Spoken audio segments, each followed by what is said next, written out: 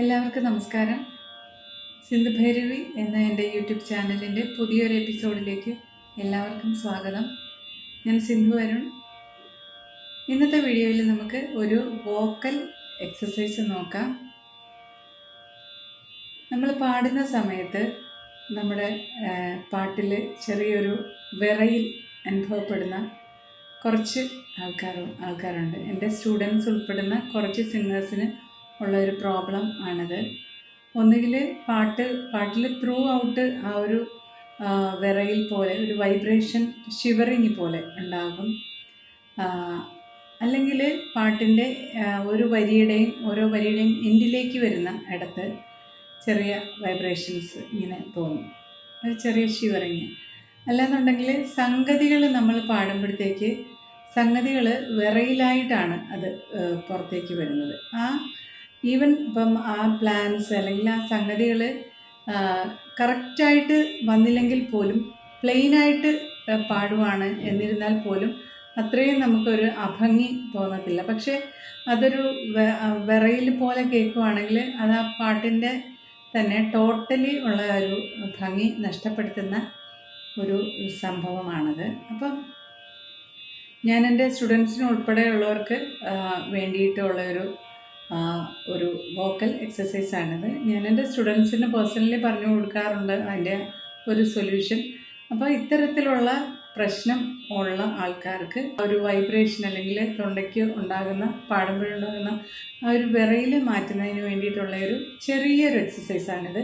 സിമ്പിളാണ്, പക്ഷേ വളരെ പ്രയോജനപ്രദമായിട്ടുള്ളതാണ്.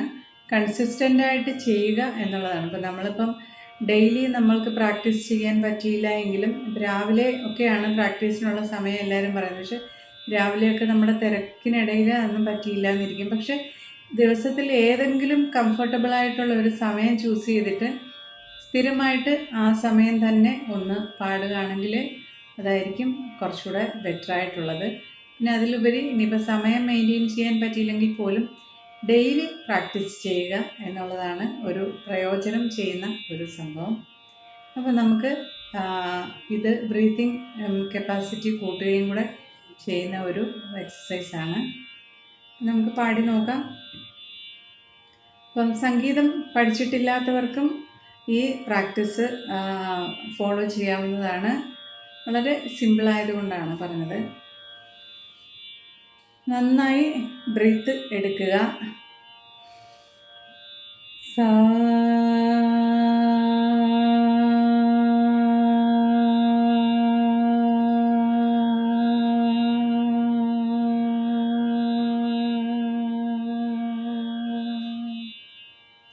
മാക്സിമം പറ്റുന്ന അത്രയും നീളത്തിൽ ലെങ്തിൽ പാടി നോക്കുക.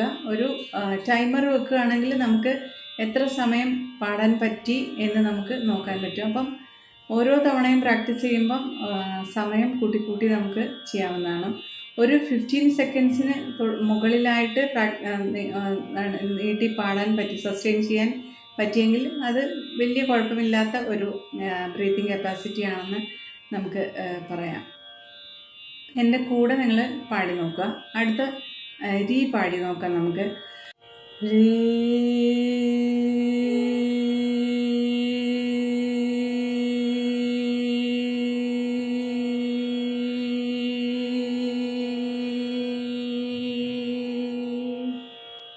ഗാ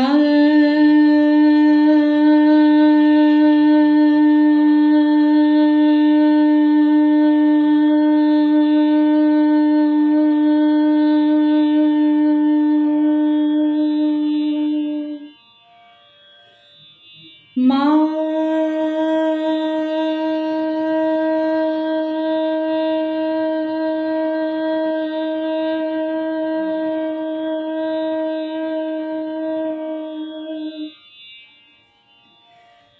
പാ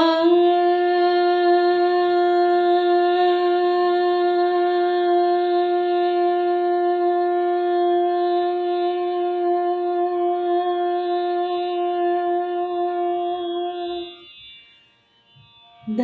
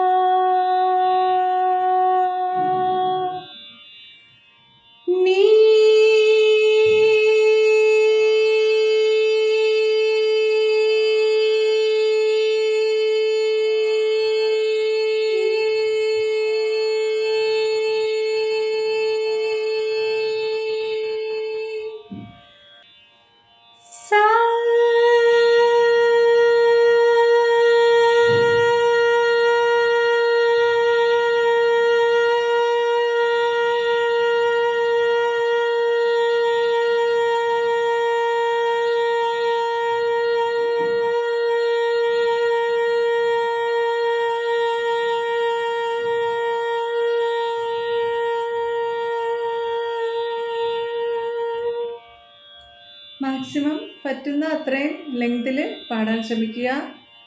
ഇതിലും കൂടുതൽ പറ്റുമെങ്കിൽ അത്രയും നേരം നമ്മൾ സസ്റ്റെയിൻ ചെയ്യുക. നമ്മൾ പാടുന്നതിന് അനുസരിച്ച് എത്ര കൺസിസ്റ്റൻ്റായിട്ട് പാടുന്നോ അതിനനുസരിച്ച് തീർച്ചയായിട്ടും നമ്മുടെ ബ്രീത്തിങ് കപ്പാസിറ്റി കൂടും. അതിലുപരി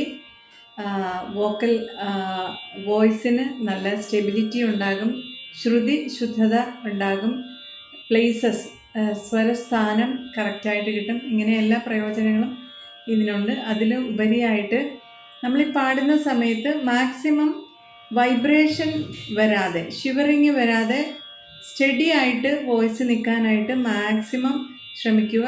ഗ്രാജ്വലി അത് നമുക്കത് കറക്റ്റായിട്ട് കിട്ടുന്നതാണ്. ആ ഒരു ഷിവറിങ് ഇല്ലാതെ, ഒരു വിറയിലില്ലാതെ നമുക്ക് പാടാൻ പറ്റുന്ന ഒരു ലെവലിലേക്ക് നമുക്ക് നമ്മുടെ ശബ്ദത്തെ കൊണ്ടുവരാൻ സാധിക്കും. നമ്മൾ ആരോഹണം പാടിക്കഴിഞ്ഞു, നമുക്കിനി അവരോഹണം പാടാം. സാ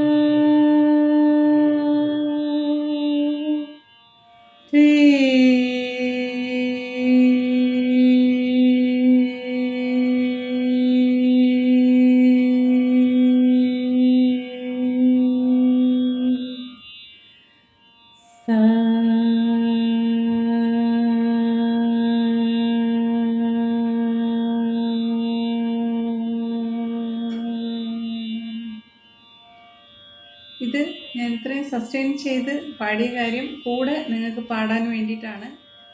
ശബ്ദത്തിൻ്റെ ഇത്തരം പ്രശ്നങ്ങൾ ഫേസ് ചെയ്യുന്ന എല്ലാവർക്കും ഇത് പ്രയോജനപ്പെടട്ടെ എന്ന് ആശംസിക്കുന്നു. അടുത്ത ഒരു വീഡിയോയിൽ മറ്റൊരു വോക്കൽ എക്സസൈസുമായിട്ട് കാണാം. Thank you.